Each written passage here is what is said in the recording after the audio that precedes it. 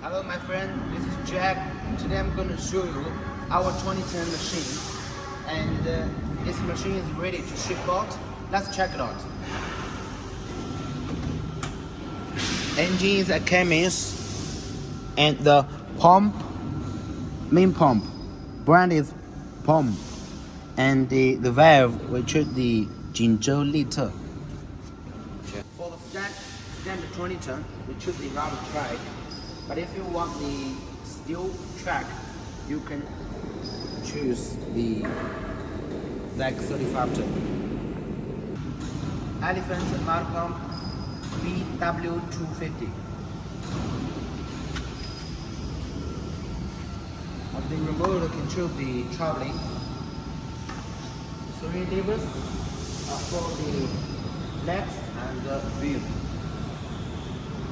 We choose the Directional motor, 2-piece for the rotation, 4-piece for the thrust, push and pull. 4-piece cylinders for the tighten and loosen the gyros. This is my brief introduction for our 2010. Thank you very much.